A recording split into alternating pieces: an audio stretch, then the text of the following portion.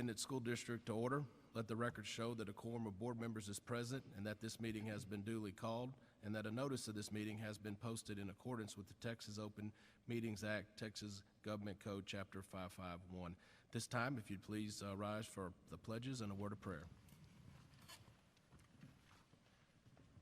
I pledge allegiance to the flag of the United States of America and to the republic for which it stands, one nation, under God, indivisible, with liberty and justice for all. Honor the Texas flag. I pledge allegiance to thee, Texas, one state, under God, one indivisible. If you'd please remain standing. Here with us tonight we have Pastor Bernie Jackson from Trinity Zion Ministries. We'll be offering our prayer this evening. Is Ms. Jackson here? There she comes. All right. Thank you, Ms. Jackson.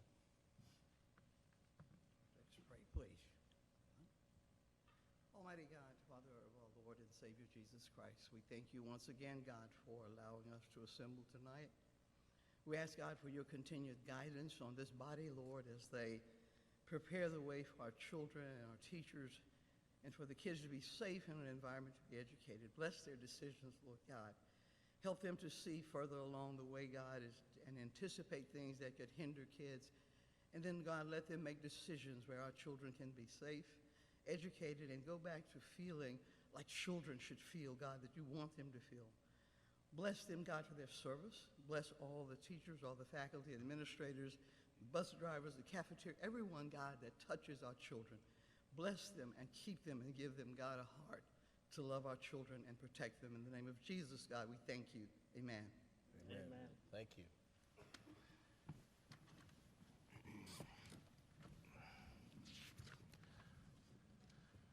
All right, at this time, Mr. Edwards, would you take us through our special presentations and recognitions?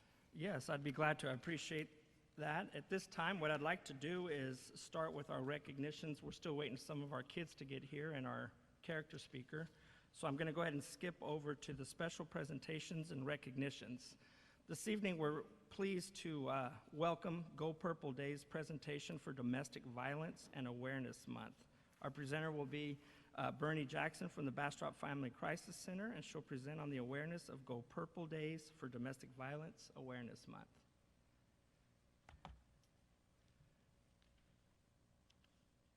And I believe they have a skit in line for us as they make their way down.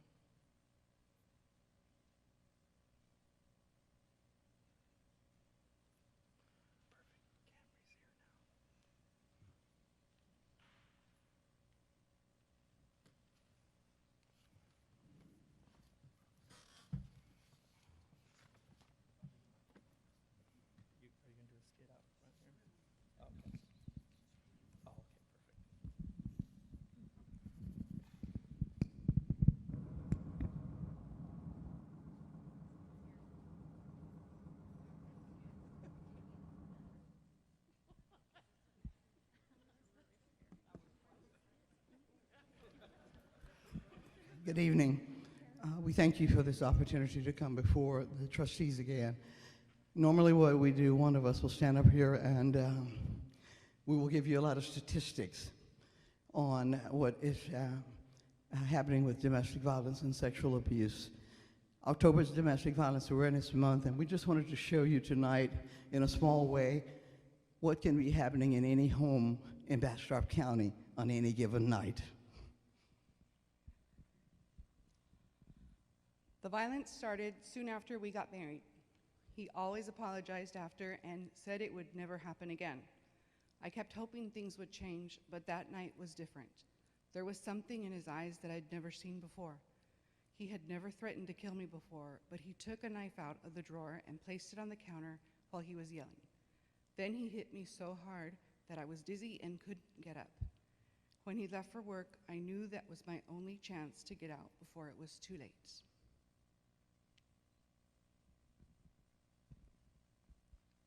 I always hide in my closet when Mom and Dad fight, and my mom comes to get me when it's safe, but this time she didn't. After I heard Dad leave, I went to check on her. There was a lot of blood, and she was really hurt. I started crying and asked if we could leave and never come back. She asked me to dial 911 and hold the phone up to her ear because she couldn't move her arm. I have nightmares a lot about their fights, and sometimes it makes me really hard to stay awake at school and focus on my assignments.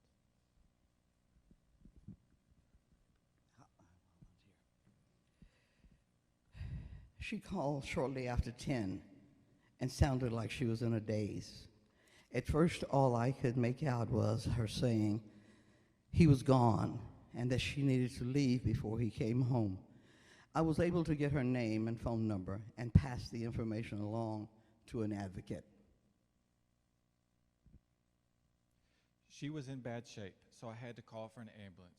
She couldn't see out of her eye from being hit so hard, and I could tell she had a broken arm. She said it happened many times before, but that night was the worst it's ever been.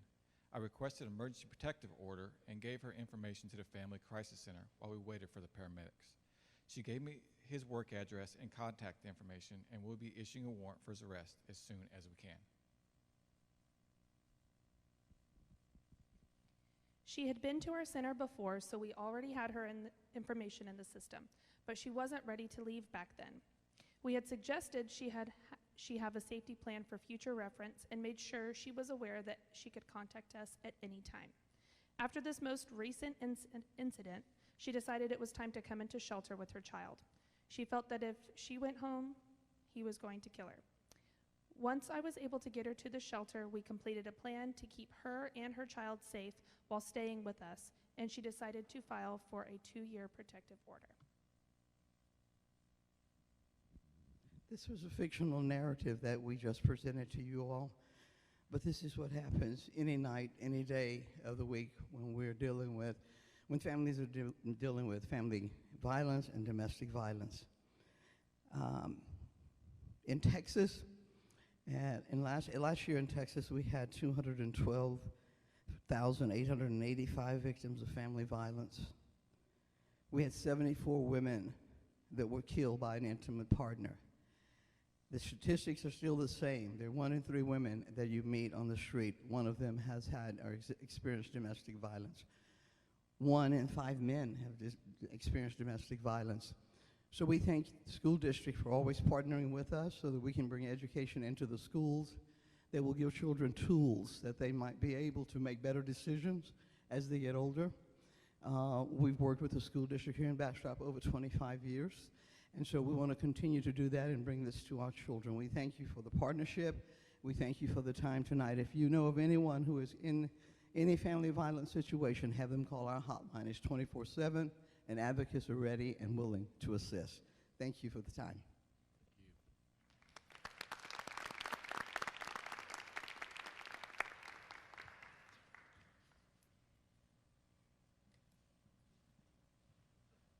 Thank you all for bringing the awareness to our board meeting this evening, and we continue to work through our partnership together. At this time, it's my pleasure to introduce some students that have joined us for this evening's meeting.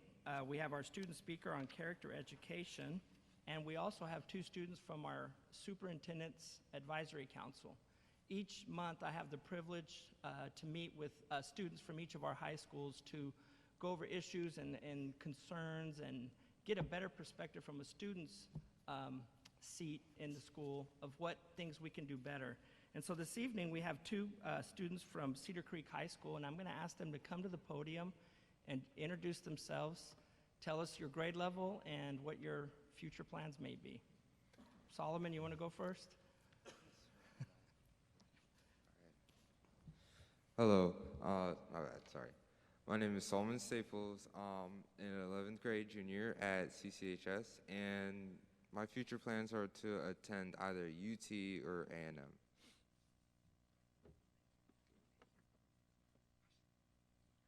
I am Jasmine Martinez. I am a senior at Cedar Creek High School.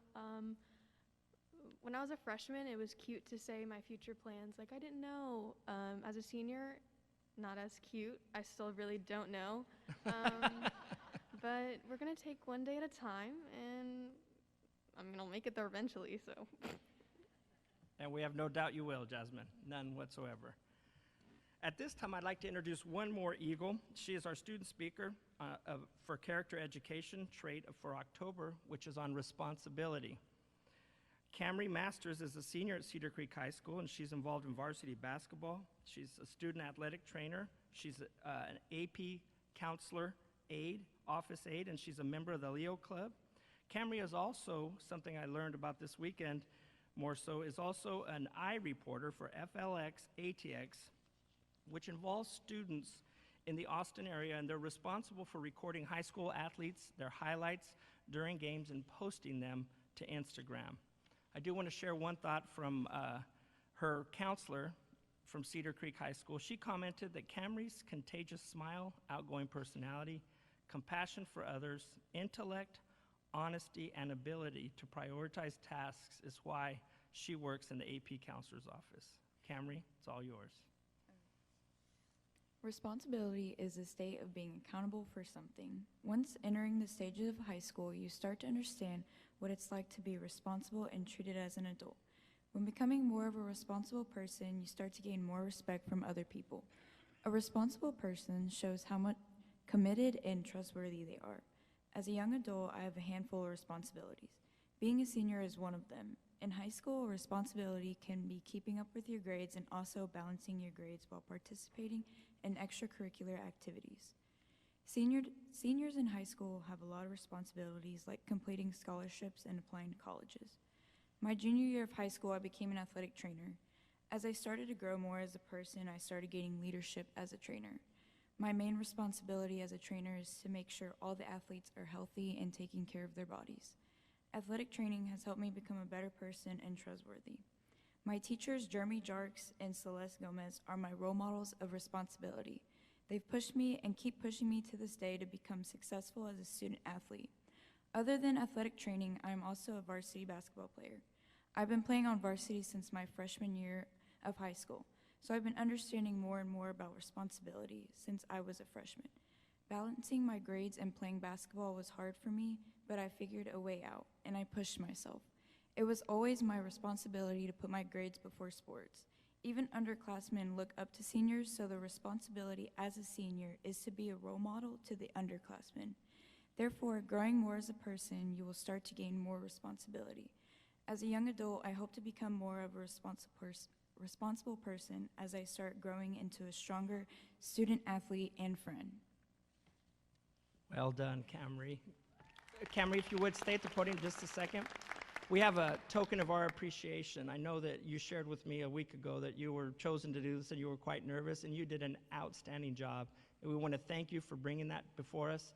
Noli's going to present you with a little gift and a token of our appreciation. Well done.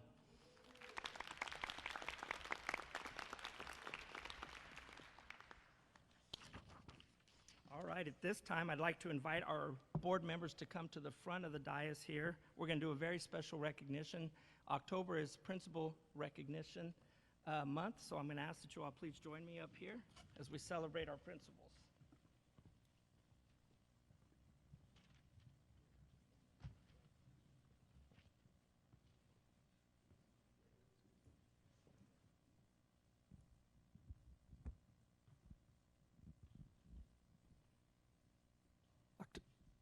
October is such a busy month, and it's such an outstanding time to pause at our board meeting and celebrate National Principals Month. And tonight is a very special board meeting because we have the privilege of recognizing and honoring the 14 women and men who lead our schools. In a recent staff newsletter, our principals were described as follows: instructional leaders, education policy implementers, building operations managers, conflict mediators, morale boosters, safety coordinators, staff supervisors, healers of hurt feelings, navigators of change, hormone monitors, and fighters of 1,000 little fires every day, and so much more. This is so true, and they are an amazing group, and they are so fantastic at what they do. Our Board of Trustees is going to introduce each one of our principals to you, and we have some appreciation gifts that we will share with our principals. Principals, when your name is called, please join us on the stage so that we can recognize you and take our picture together. First up at the microphone, we have Trustee Chris Dillon.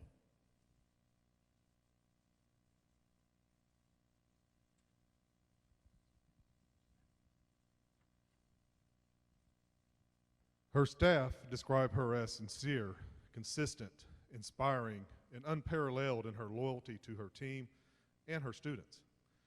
In their words, she is simply the greatest. You might hear her voice through the halls of Cedar Creek Intermediate School saying, "Well, hot diggity dog, are we running in the hallway?" "No, sir, we are not. Let those precious little feet take a break and walk where you're going in our school." And when it's time for a difficult conversation, she might start with, "Let me choose my words wisely here." Thank you, Allison Hall, for your many years of service to BISD. You are the best, and we appreciate you, Mrs. Hall.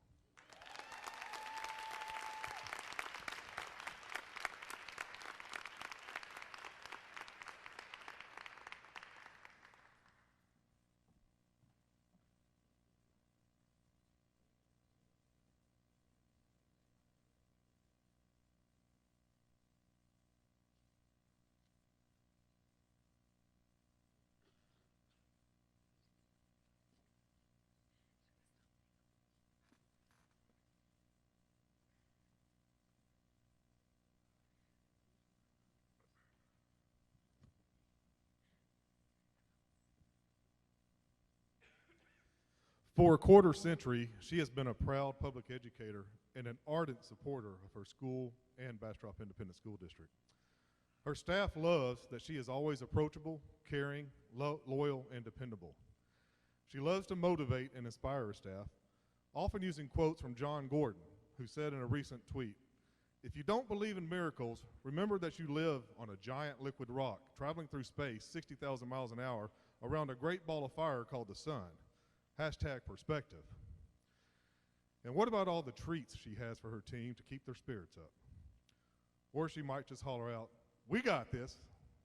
Emily Allen is Mena Elementary's favorite cheerleader in pink. Please help us thank Mrs. Allen for her service to our students and staff.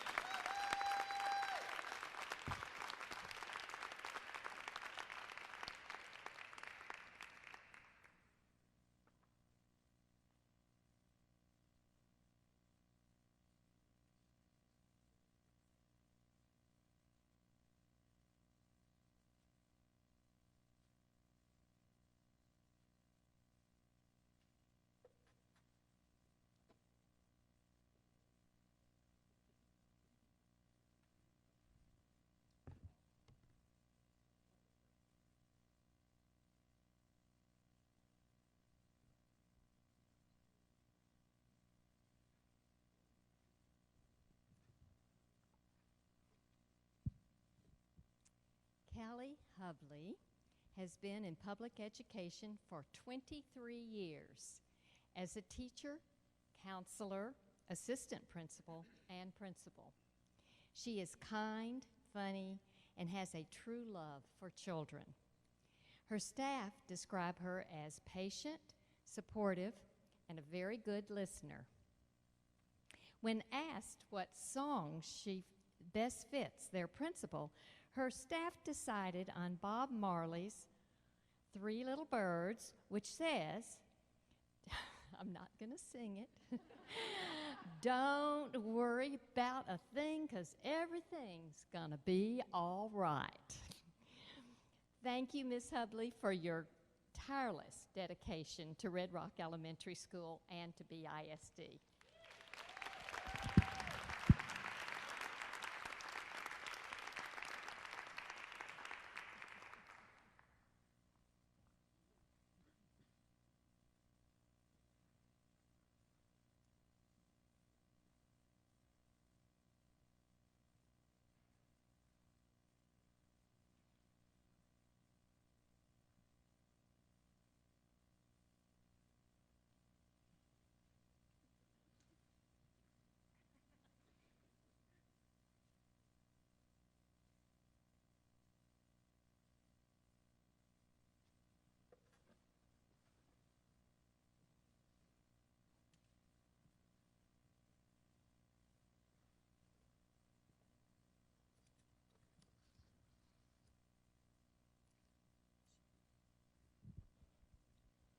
Teachers appreciate that he is an inspirational leader who is transparent, acts decisively, and values hard work. His staff described him as sincere, appreciative, and courageous. In addition to being the proud principal of Cedar Creek Middle School, Daniel Brown also enjoys bike riding and judo.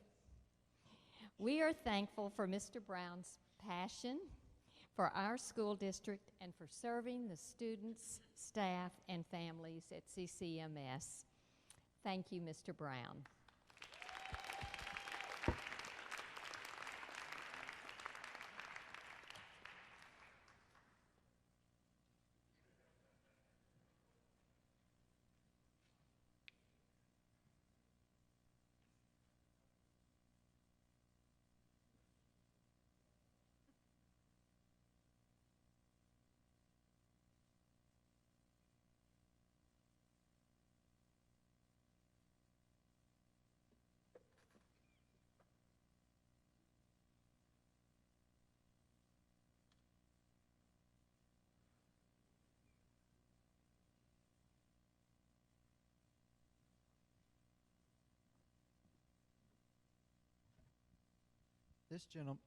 This gentleman is consistent, student-centered, and driven to succeed. His staff say he is caring, fair, and very knowledgeable about a whole range of things, but most especially the music of Queen. We hear he loves to run, to cook, and to spend time with his family, but only after making sure that all kids are in class and being productive. Martin Conrady is the principal of not one, but 2 schools, the Colorado River Collegiate Academy and Genesis High School, and we are confident no one else could run them the way he does. Thank you, Mr. Conrady, for your enthusiasm and your heart.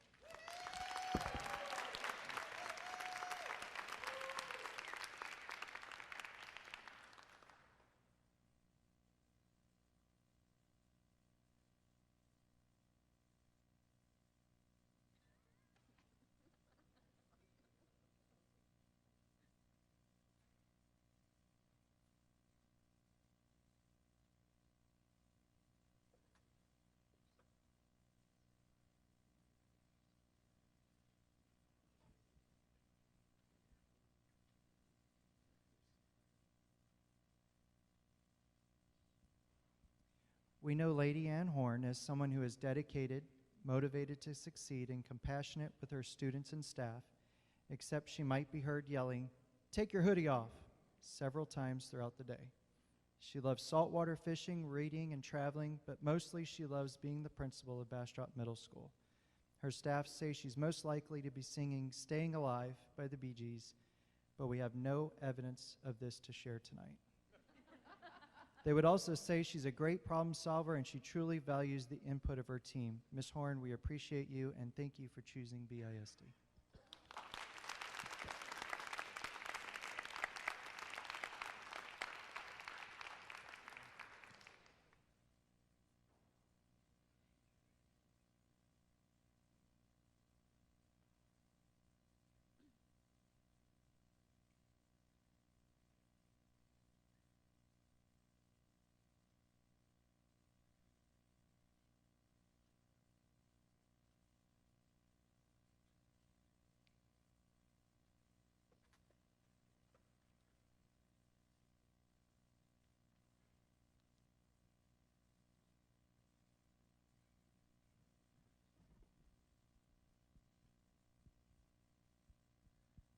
All right, David Mack Roberts is all about the kids. Each and every day, words that staff use to describe him include dedicated, innovative, positive, fair, humble, and trustworthy.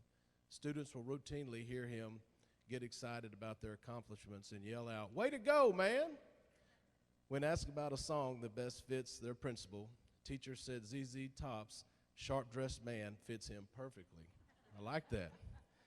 Mr. Mack Roberts, thank you for your leadership at Bluebonnet Elementary. We're glad you're here.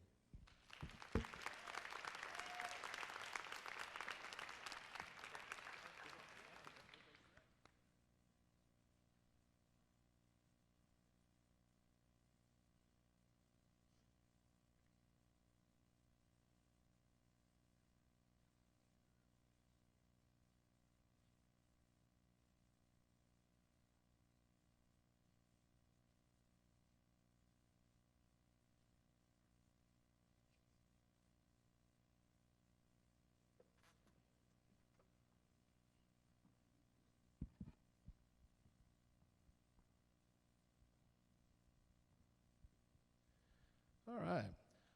What Crystal Gabriel's staff loves most about her is that she's willing to do anything and everything, and she is the first to volunteer, no matter how difficult the task.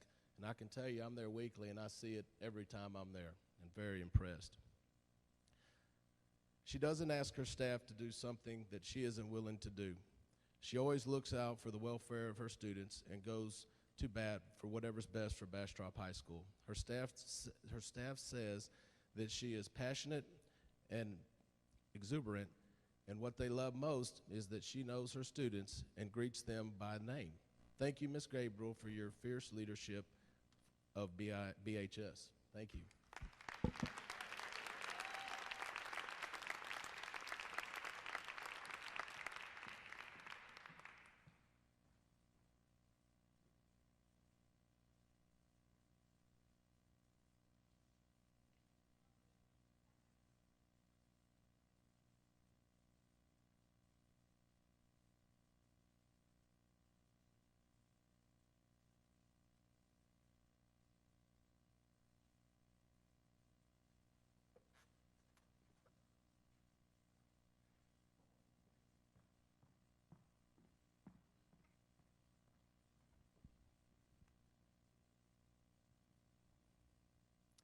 Leslie Ringstaff leads by example. Her staff say she is patient, understanding, and a respected role model in standing up for others no matter how difficult the situation. She spends her time in service to others and will often be heard saying to everyone she meets, "I am so glad you are here." Thank you, Mrs. Ringstaff, for having such a positive attitude and for leading Lost Pines Elementary with excellence.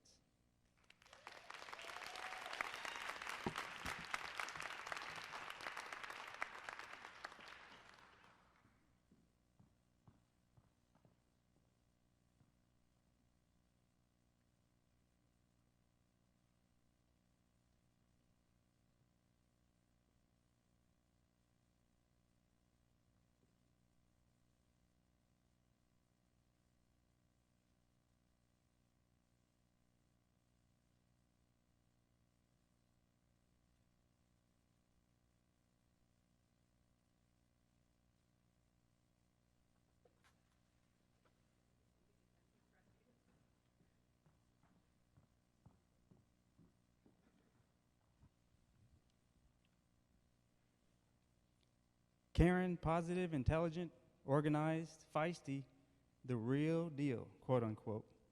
These are just a few of the words staff used to describe Christy Kissamore, even though she wears many hats beyond being a principal, like being a shuttle driver to baseball games and a mom to new puppy Bougie. She genuinely cares about her students and treats staff like family.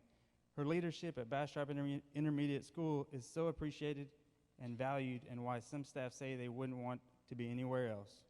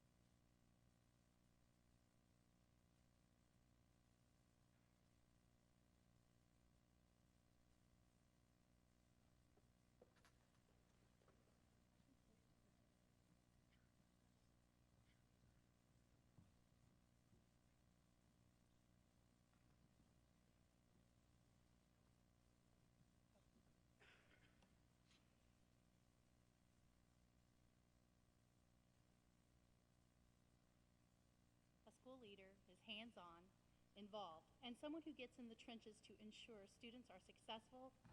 Thank you. Okay. A school leader is hands-on, involved, and someone who gets in the trenches to ensure students are successful. This describes Kelly Ruby, the principal at Cedar Creek Elementary School. No matter what the situation comes up, her staff says she's positive, encouraging, and compassionate, often telling them, "We got this."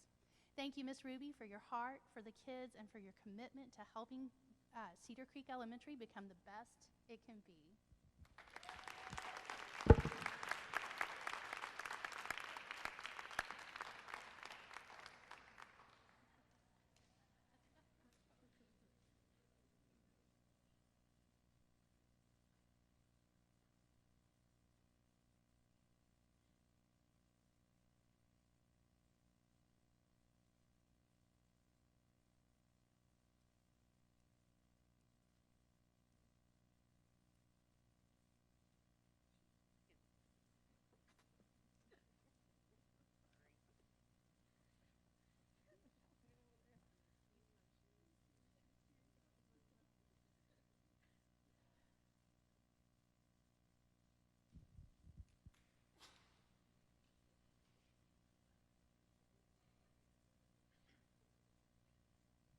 So, what does his staff love about him?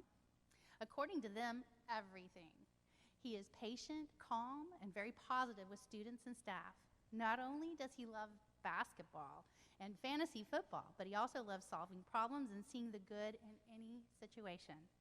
Zach Allison has made tremendous strides at Gateway School, helping to inspire and motivate teachers and generating a positive school culture. Mr. Allison, thank you for all that you've done to help us succeed.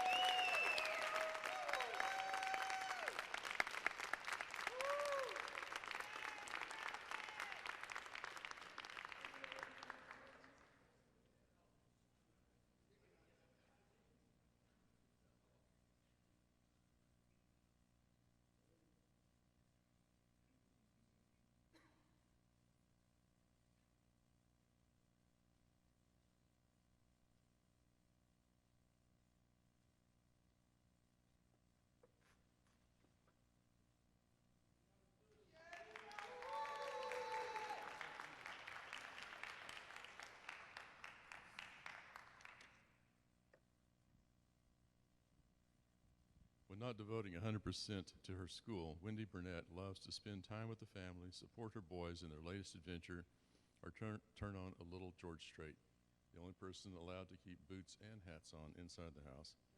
Her staff describe her as a smart, solution-centered, calm, and understanding leader who is fully invested in taking on any role that benefits Emile Elementary. You regularly hear her say, "Pause up," to keep her staff and students motivated.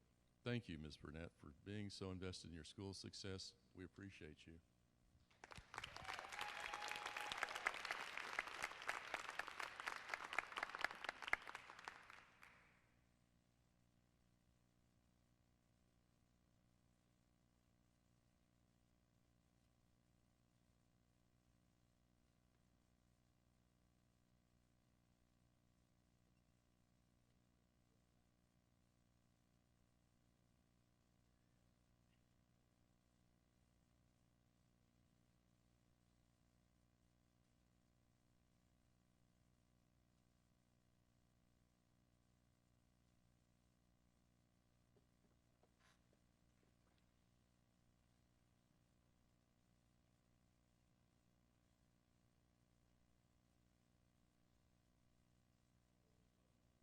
This leader has earned a reputation for being real good at solving problems, real down to earth, and real honest.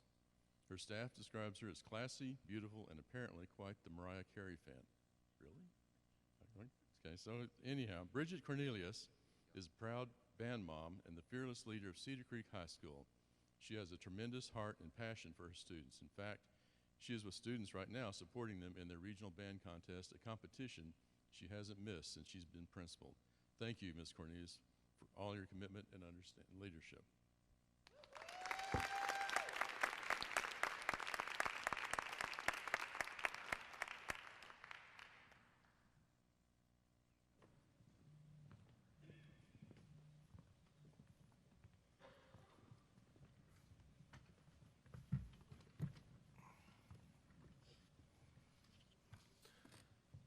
All right, we'd also like to do a shout out to Dawn Vinclark and her team for doing this wonderful poster up here. Ms. Gabriel, please tell her thank you. We appreciate it a lot.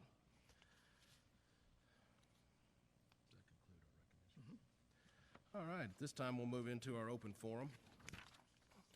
The board encourages comments from citizens of the district or from district employees. Anyone that has signed up or wishes to speak either as an individual or as a representative of the group may do so at this time. The board asks that the comments pertain to public education. Remember that the board may not discuss or act upon any issue that are not posted on the agenda. If an issue mentioned is listed in tonight's agenda, the board will defer discussion of its issue until the appropriate time during the meeting. At no time will the board entertain questions from the audience or ask that all audience be respectful of other speakers and presenters. The board will not allow the use of any derogatory comments towards any individual staff member, teachers, or board members. The board has adopted a complaint policies that are designed to secure at the lowest administrative level a prompt and equitable resolution of complaints and concerns. Complaints brought by students or their parents may be heard in accordance with these policies, FNG Legal and FNB Local. We will be taking speakers in the order in which the requests were received. We will allow 30 minutes for open forum, and we have 2 speakers signed up to speak this evening. Therefore, each speaker will be given 3 minutes to speak. All right, our first speaker here is Phil Hawkins. Phil, if you please use the podium in front of the stage, please, sir.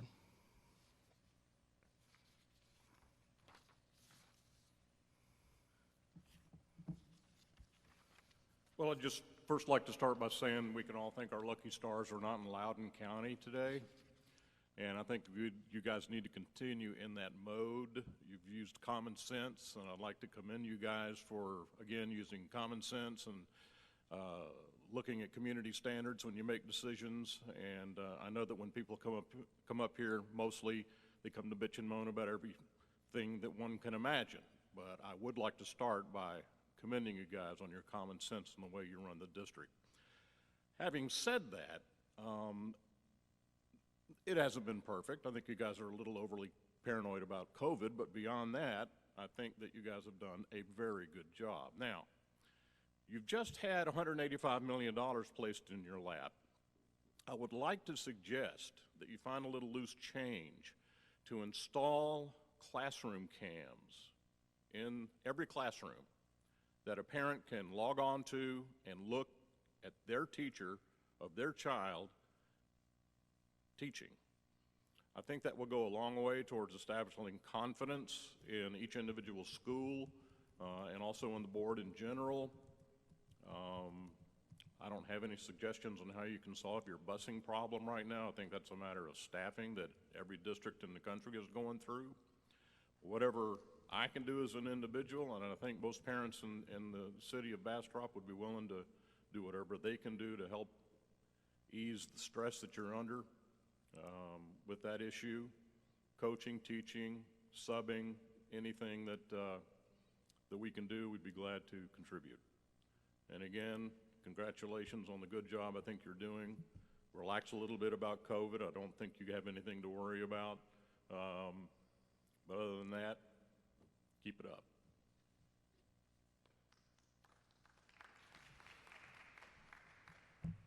All right, our next speaker here is Callie Dawson.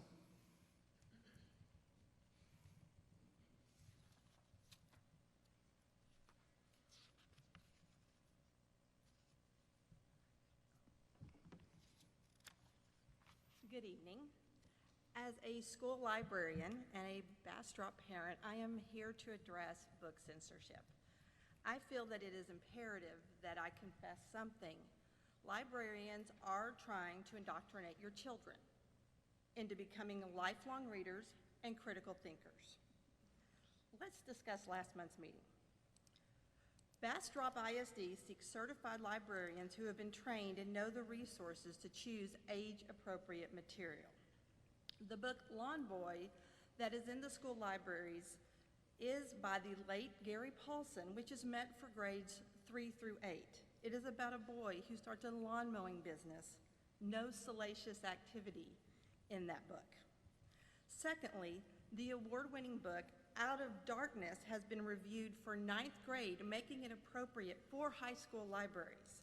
This 400-page historical fiction is so much more than one paragraph read out of context. It deals with racism, sexual abuse, and friendship. Let's review some other banned books. The Bible, Violence and Religion. Wizard of Oz, the female character was just too strong.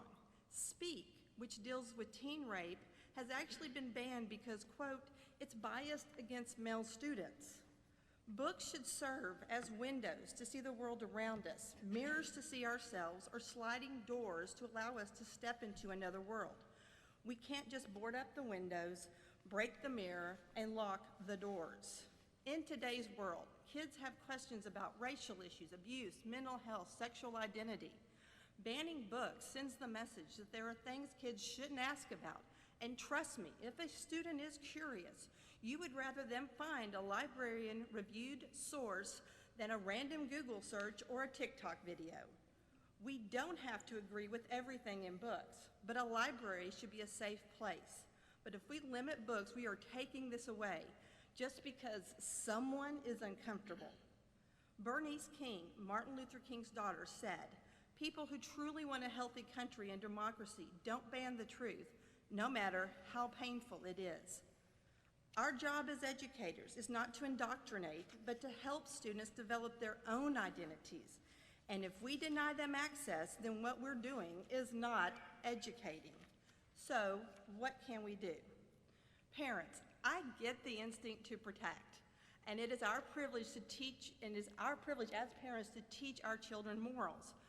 But we can't force our beliefs on every person. If you find something controversial, talk to your child, lean in, have those difficult conversations. Students, read, ask hard questions, listen. You have a voice that needs to be heard, so please speak out when others try to limit your education. 3 minutes. School boards, can I just finish?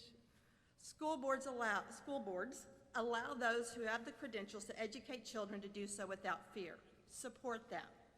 Let's face it, book banning is also a cop-out for adults dealing with controversial topics. Jason Reynolds, the author who has faced censorship recently, said that as adults, some of us are more loyal to our fears than our futures. It is time to put aside those fears. Thank you. All right, thank you, Ms. Dawson. This time we'll move into our public hearing. Presentation of public hearing on state comp ed funds, K through 12. Our presenter will be Kendra Mack, Director of School Improvement and Federal and State Programs.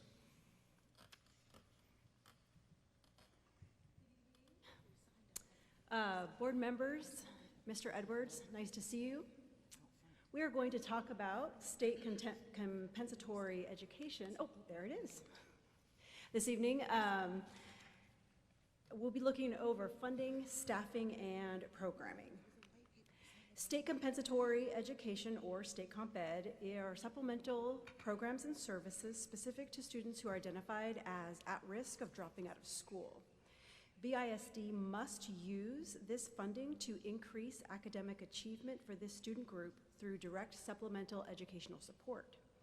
All costs for state compensatory education are documented in district and campus improvement plans.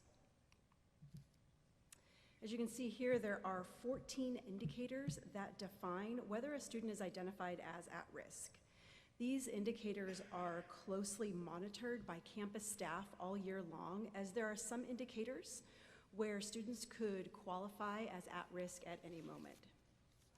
And when you read through these indicators, it's clear that these circumstances could easily affect a student's academic achievement, especially if you consider that many of our students might qualify as at risk under more than one indicator. This is a comparison of the number of at-risk students identified in BISD for the past 3 years. As you can see, these numbers have not seen great fluctuations, but it is worth noting that well over half of our students are identified as at risk. In looking at the state comp ed funds from 1920 to 2021, you can see that there was a slight increase in the total district allotment, which led to an increase in campus allocation amounts, translating into an increase in per pupil allocation. Now, this slide shows a comparison of the 3rd through 8th grade all student group to the at-risk student group as tested on STAR between 2019 and 2021. As a reminder, in 2020, we did not have a STAR test due to COVID, and for 2021, it is important to note that not all students were able to test again due to COVID. The 2021 school year began 4 weeks into the school year, and many students were served in a virtual setting or may have been toggling between virtual and in-person learning. So it's safe to say that although teachers and students and staff worked very hard in the 2021 school year, the conditions were not necessarily ideal circumstances for any student, and especially for students identified as at risk. The funding to address the needs of at-risk students from elementary through middle school campuses can be found both in staffing and in programming. Response to intervention, tutoring, English learner support, and support for pre-K and evidence-based approaches are all ways to address the specific needs of these students. In this look at data, we see the comparison of the STAR EOC assessments at our secondary levels, comparing again 2019 results to 2021 results. Again, issues related to COVID had an effect on our secondary at-risk students, but it can be inferred that these grade levels may have been better able to manage the unpredictability of starting the school year late and moving between the virtual and in-person learning. It's also important to note here that our at-risk student group saw an increase in English 1 and 2 and in Algebra 1. For our secondary campuses, a majority of the state comp ed funding goes into personnel that provide intervention, tutoring, credit recovery, and other specialized support. At the district level, state comp ed dollars 100% fund our Gateway and Genesis campuses. Support for campus behavior, stipends for response to intervention, lead teachers, summer school, and supplemental curricular resources are also provided for our at-risk population. So our state comp ed funds must be used for services to improve instruction, to reduce dropout rate, and increase academic performance for students identified as at risk of dropping out of school and educationally disadvantaged students. Overall, the BISD state comp ed program's desired result is to provide challenging and meaningful instructional programs and services that will close the achievement gap between students at risk of dropping out of school and their peers. That concludes this short presentation. Are there any questions from the board or from the public?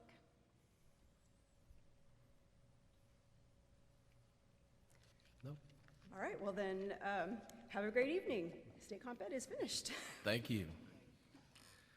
All right, that will conclude our public hearing, which no action is required. It moves us into our superintendent's report. Items A through D are for information only, which brings us to E, and that will be our police department report on safety and security updates. Chief Scott Bunch. Mr. Edwards, Board, thank you for the opportunity to come speak to you this evening. This week is recognized by the Texas Education Agency and the Texas School Safety Center as Safe Schools Week. And so I'd like to just give you a little brief presentation about where we are as far as our safety and security goes for the district. From July to present, we've created a safety and security committee. You've added 9 new officers. You've added 1 school monitor, 156 new cameras, 105 new air quality and bullying detectors. You've added 60 Stop the Bleed kits, and we've given 15 direct access radios to 911 to our school campuses and an additional facility. We've started our Share 911 app that allows us to conduct drills or actual emergencies. It's an immediate app that we can do over our phones, and it can also be on our computers as well. Emergency Operations Plan was completely redone with the help of the School Safety Committee. That has also been approved by the Texas School Safety Center. We had to send those back in October to the School Safety Center, and we finally got them back that they've been approved, that they meet their standard of best practices. We've laminated the standard response protocols for every classroom. It's done in Spanish and in English. We're working closely with ARIC, the Austin Regional Intelligence Center. We've got iWatch Texas. We've also got Trapwire. Those are platforms where we can get threat assessments, and we can also get social media content from them. We have officers that are trained as TLOs, which are threat liaison officers, and so we work real closely with them as well. All our officers are mental health officers. Most of them have all been alert trained, and we have 4 that are alert certified trainers. We have 3 that are emergency medical technicians and 1 that's a LVN. We have behavioral and digital threat assessments. We have 2 officers that have attended the advanced digital threat assessment and behavioral threat assessments.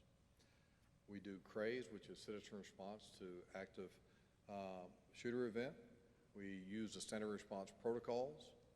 They have also been trained in the standard reunification method. Emphasis in school-based law enforcement is on relationship building. What they've proven throughout time is that relationships are the things that solve most of the problems, and so that's what we really focus on with our school-based law enforcement officers, the relationships built with the students, staff, and faculty. We've collaboratively trained with our emergency response and first responder partners in the city and in the county, worked together this summer to also understand how each of us will respond in an event. Our faculty and staff are trained during faculty meetings and through our HR training that's online.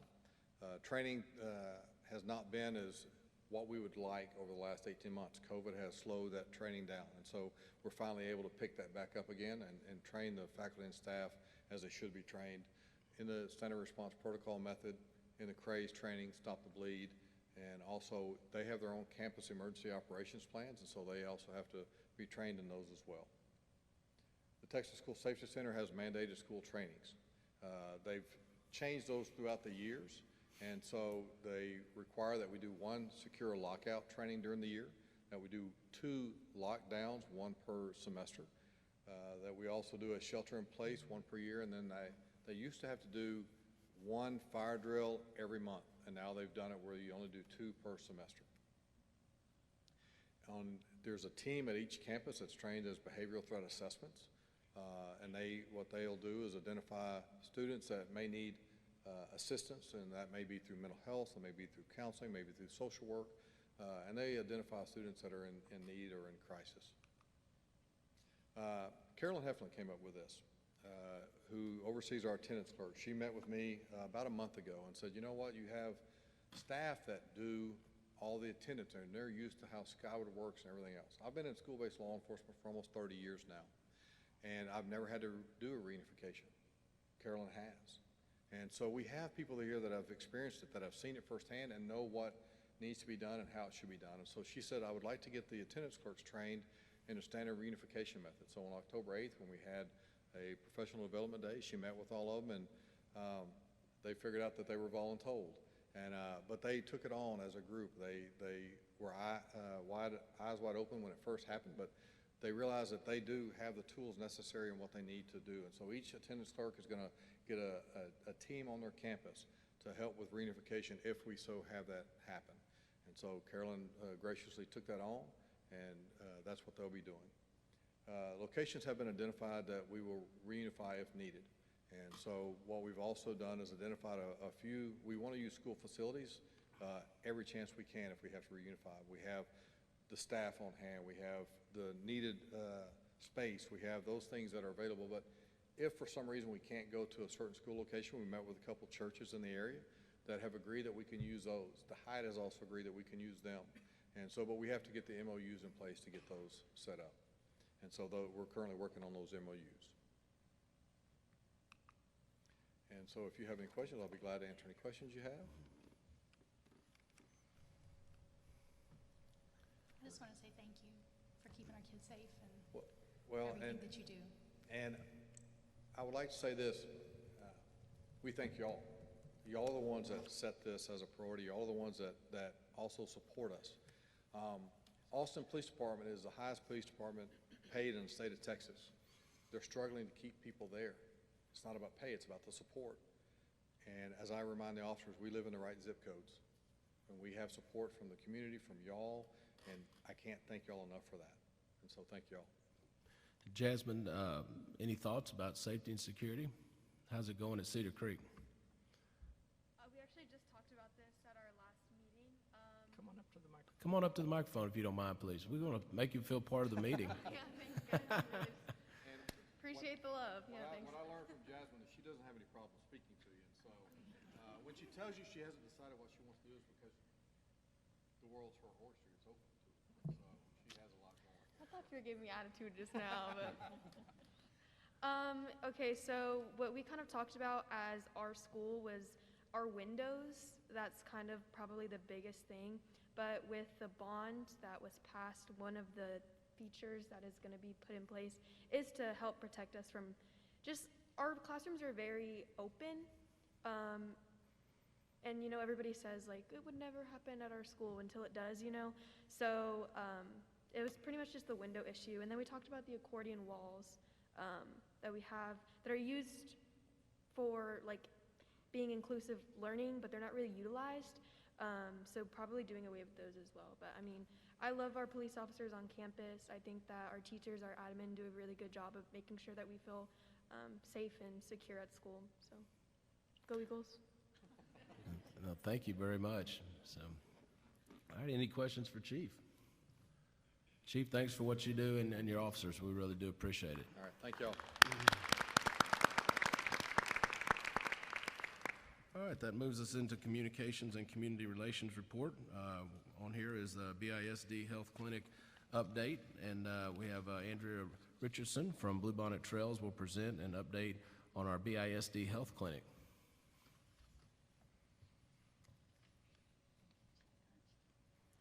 Good afternoon, Board and Superintendent Edwards. It's so good to see y'all. I'm Andrea Richardson. I'm with Bluebonnet Trails Community Services, but we're just one of the partners in this triad between Bastrop ISD, Bluebonnet Trails, and the Community Health Centers of South Central Texas.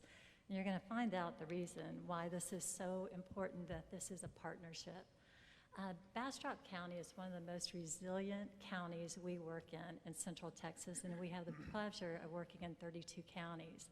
And I say that through experience. Y'all have overcome natural and man-made disasters like no other community has, and it's because of your collaborations and your partnerships.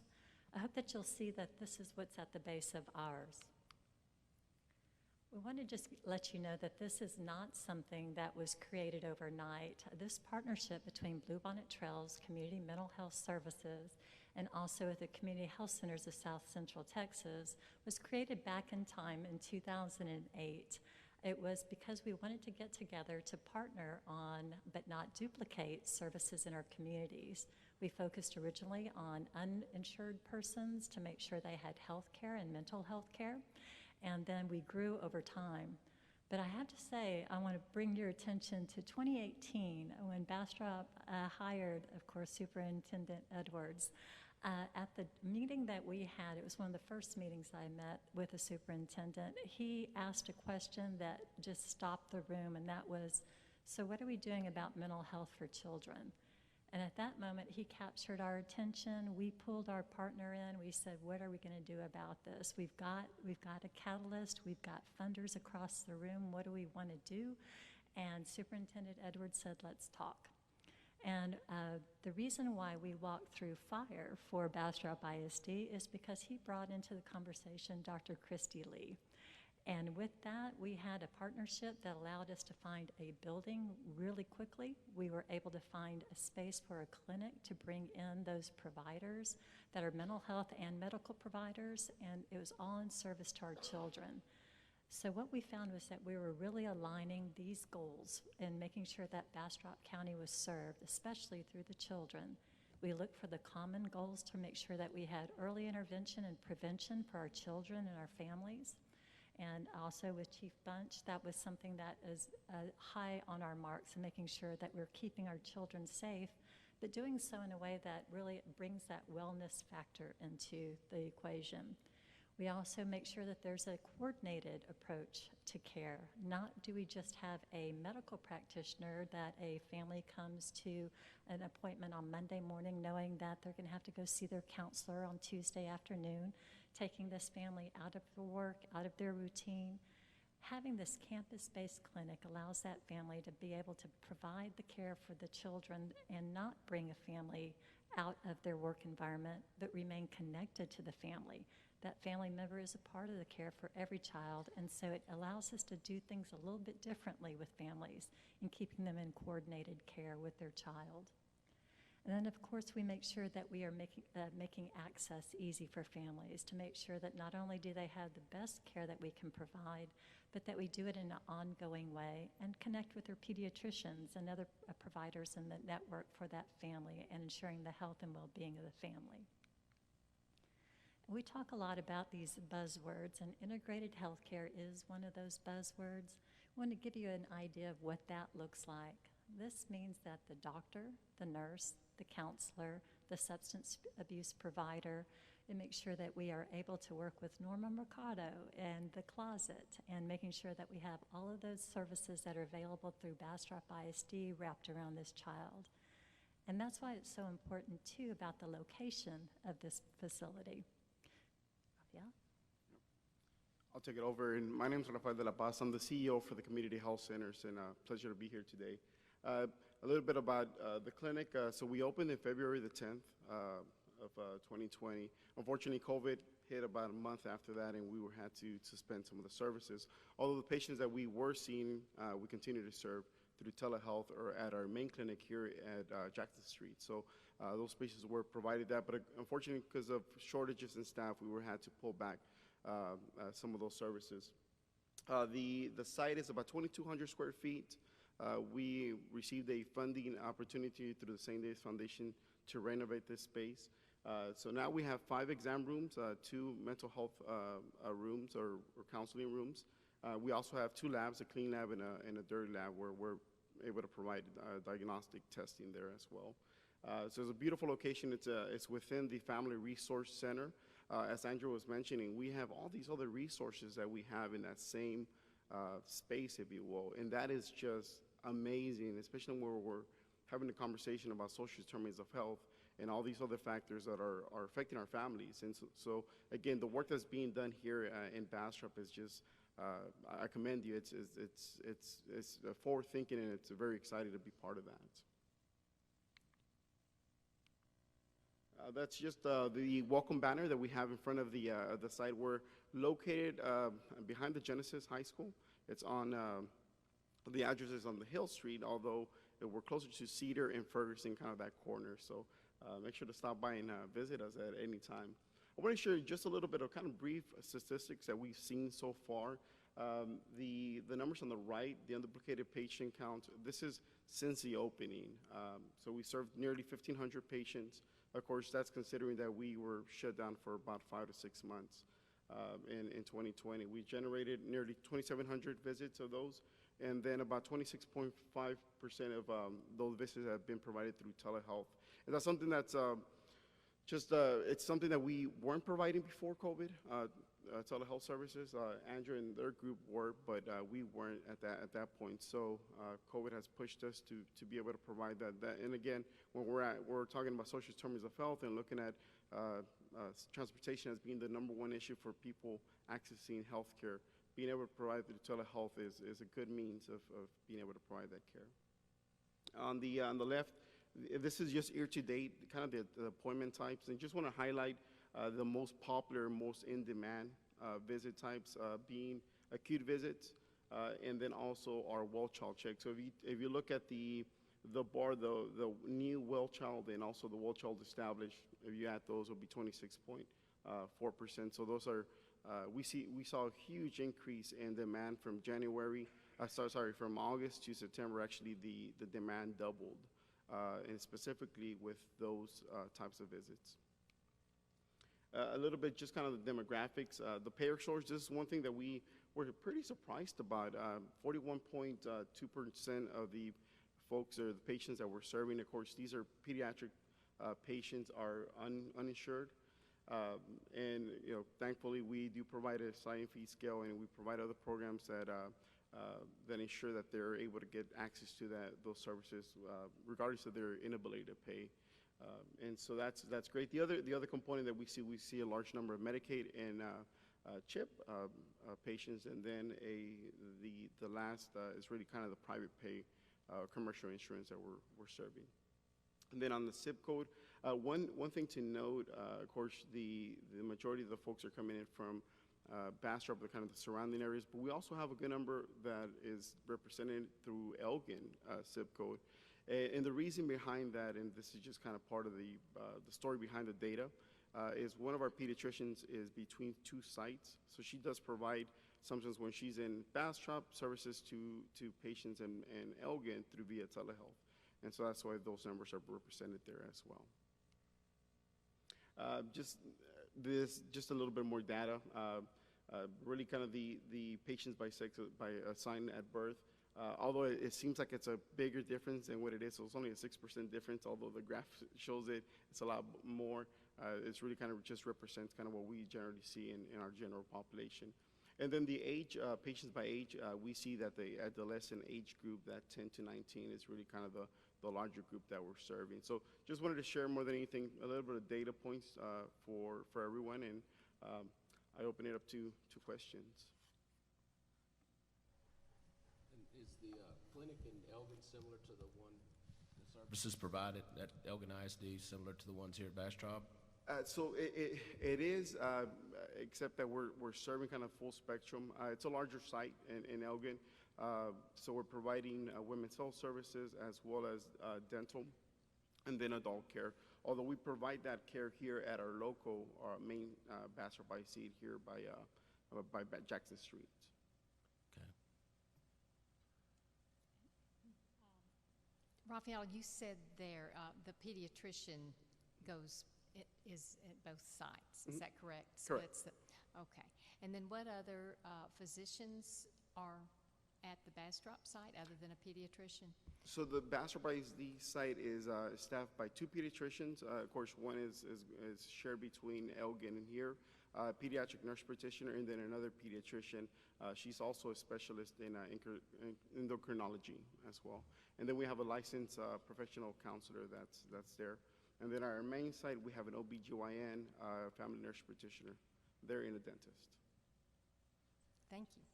A psychiatrist, yes. Oh, a psychiatrist. Okay, thank you. Any other questions from the board? Well, thank you for what y'all do. Thank you Thanks for very coming out much. this Thank you evening. for the support. All right.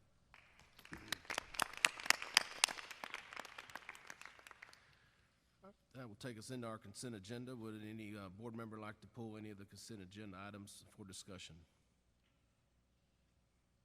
If not, I'll entertain a motion to approve the consent agenda items as presented. We have a motion. We have a second. All in favor say aye. Aye. Any opposed? Motion carries. All right, we'll now go into our action items. We'll consider approval of interlocal agreements with Smithfield ISD and LaGrange ISD and Bastrop Works Program. Jackie Wannick. Good evening, school board members and Mr. Edwards. I'd like to first thank you on behalf of the Special Programs and Services Department. We appreciate your consistent support of our programs, our students, and our teachers, so thank you first and foremost. I am here to present to you interlocal agreements between Bastrop ISD and Smithfield ISD, as well as Bastrop ISD and LaGrange ISD. The purpose of these interlocal agreements for consideration is to allow Bastrop ISD to provide special education services for students who are eligible to continue their educational career after finishing high school in 18-plus transition programming that helps prepare them for life after high school, work-based learning, independent living skills, and community access skills that are necessary to become meaningful citizens in our community. Are there any questions that I can answer for the board? I guess the interlocal, is that a per student reimbursement? Yes, sir. We actually We have a tuition. It's a per pupil tuition. It's based on half-time or full-time students. So each year we meet with the school district who's going to be sending a student. We observe the student, we collect data, we work with the ARD committee from Smithville and LaGrange and develop a program that makes sense for that student. And then we submit an invoice twice yearly for half-time or full-time tuition. We also offer consultative services to Smithville and LaGrange if they have a student they would like to have served in that student's home or in the student's community, such as at Smithville High School in the cafeteria, or we've had a student working at Weichels before in LaGrange, where we go out and consult with their employer, and that's on a scale as well. All right. Any other questions from the board? All right, at this time I'll entertain a motion. Approve the interlocal agreements with Smithville ISD and LaGrange ISD for the Bastrop Works program as presented. We have a second.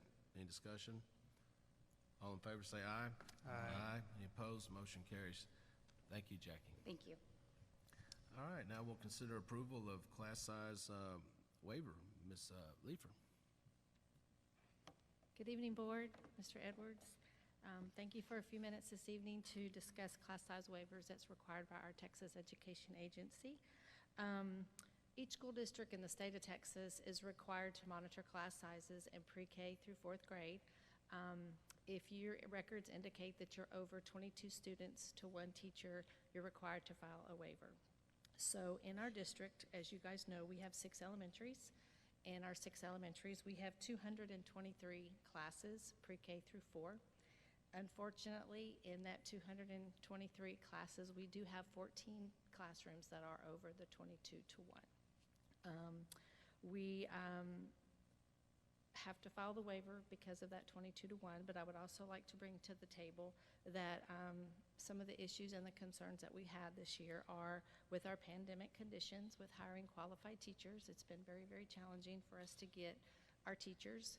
At this time, we do have 38 vacancies, and 13 of those are in our elementary classrooms pre-K through 4. Additionally, our facilities at the elementary campuses are very, very full. Class size wise, we are at capacity at most campuses and are unable to accommodate additional classrooms for teachers if we were able to hire them. We are also showing increases in enrollment on a weekly basis, and so we monitor that weekly by teacher to determine how many classes are, how many students are in a classroom. Some of the things that we have done to work with campuses and principals for these conditions, first we look at classroom sizes, we look at staffing per campuses. We had one campus that was slightly overstaffed, and so we did move some of those teachers to some campuses that needed teachers that had vacancies. We've also had a large number of transfer requests this year. We had over 350 student transfer requests. Unfortunately, this year we had to deny some of those because of class sizes. That was very difficult. This is the first year that we've had to do that, but that is part of TEA's requirement, is that you're not transferring kids in and then also applying for a waiver. So we did have to deny some of those this year. We do have some long-term subs in those vacancy positions. We do have 5 in the 13 vacancies that we do have. For the other classes, we do have other types of substitutes in there, as well as shifting classroom campus staff to cover those teaching assignments. We are planning to attend, we have 6 job fairs this fall. Actually, we had 1 today, so we have a few more to go. We have, let me see, I made a list of those. So we had Our Lady of the Lake today. We have Sam Houston State coming up, University of Texas in Austin, University of Texas in San Antonio, Texas A&M, and Texas State. We are also working with some of our alternative certification agencies. As soon as they have candidates that are available for teaching, they've passed their certifications as well as modules, and as soon as they're ready to go in the classroom, we notify principals of those availability, and we hopefully have interviews and get those people hired. So that's a little bit of the information regarding our classroom sizes and the requirement to apply for a waiver with our Texas Education Agency, TEA. Are there any questions at this time? On an emergency basis, Does ratio change that? Not needing to have if you had a second, it'd have to be a certified teacher if you had 2 teachers in a classroom. Yes, ma'am. They're required certified, yes, ma'am. And so that's an issue as well, so that wouldn't work. Okay. Thank you. Yeah, so when you talk about the ratios, like a paraprofessional in the room wouldn't help out either with those numbers. That doesn't really help us. Our district, I'm sorry. Go ahead, I'm sorry. Our district average for the 223 classrooms is 20.6 is the classroom size average district-wide. Was it last meeting or the meeting before you were talking about some incentives like bonus and that sort of, how is that going? So it's going well. We still have our sign-on bonus, which goes through December 31st. And so any teacher that we sign on, a certified teacher that we sign on between now and the end of the school year, they receive a $1,000 stipend. If you are an employee and you refer someone, then you receive a $250 stipend. We also have perfect attendance stipend, which has gone really, really well. It was $40,000 in the month of September for perfect attendance, so that was encouraging. Be careful what you ask for. They are coming to work, so that's outstanding. We also have our retention stipend that went out at the end of September. So if you have 3+ years or more, then you, on a graduating scale, receive a retention stipend starting at $300 that goes all the way up to $1,500. So we do have some incentives for hire as well as retention. Thank you for being so creative. You're welcome. Thank you for all the support through these challenging times with our staffing. We appreciate it. All right, this time I'll entertain a motion on the class size waivers. I move to approve the interlocal agreements with Smithville ISD and LaGrange ISD for the Bastrop Works program as presented. Hey, Rick, why don't you pull that back and jump down to the next one? Let me back up, sorry. There you go. I move to approve the class size waiver as presented. I second. We have a second. All right, all in favor say aye. Aye. Any opposed? All right, motion carries. Thank you, Ms. Thank you Leafer. again. Appreciate it. All right, this time we'll consider approval of a resolution to adopt the EVS 6110 voting system as certified by Bastrop County and the state of Texas. Dr. Christy Lee. Good evening. Thank you. So as you know, we contract our elections with the Bastrop County Elections Office, and they have purchased new voting equipment, which is ballot marking, something that you're familiar with during early voting, but they would like to use that on Election Day as well. They have a plan to apply for county-wide voting, which essentially for our voters means that you can vote at any location, not only during early voting, the way that it stands now, but also on Election Day. So anyone who contracts with the Elections Office needs to approve their use of this new voting equipment. So hence the resolution that's before you tonight. So if we want to continue contracting with the Elections Office, you will need to adopt this resolution. Need to vote on it. Quick question though, is this going to cost more money? I know our elections have a cost that come along with it. They do. I mean, I anticipate that there could be, that it gets passed on. But with going with a county-wide voting system, it reduces the number of poll locations as well. So we could see a reduction in costs as a result of that. Okay. It doesn't mean that we can't continue to use the number of locations that we have used in the past, but that would cost us additional dollars. Just to be clear, using this system sounds like it's going to be easier for people to be able to vote. And the state of Texas has already certified these machines, the system, to be used. Is that correct? That is correct. You'll still have like a Scantron type of a document that would go into the voting system where you'll make your selections. It will print all of your selections out, and those cards are maintained by the Elections Office for the required period, but all of the tallying will be done electronically. And I did confirm with the Elections Administrator today, as there have been some concerns over voting machines, that these machines are not connected to the internet in any way, and they are completely secure. Seems like they had a similar machine at the last election. During early voting, yes, they want to use this equipment on election day as well. Okay. Any other questions from the board? This time I'll entertain a motion. I move to approve the resolutions to adopt the EVS 6110 voting system as certified by Bastrop County and the state of Texas as presented. We have a motion, we have a second. All in favor say aye. Aye. Any opposed? Motion carries. Thank you, Dr. Lee. Thank you. All right, now we'll move to item D, which consider authorization of superintendent or his designee to negotiate, execute, and expend dedicated funds for the voters' approval May 2021 bond projects. Ms. Egger, good to see you. Good evening. Good evening. Thank you. So this evening, we're recommending that the board consider delegating authority to the superintendent to negotiate and execute documents related to the May 2021 bond projects in order to adhere to timelines and enable administration to fulfill its responsibilities.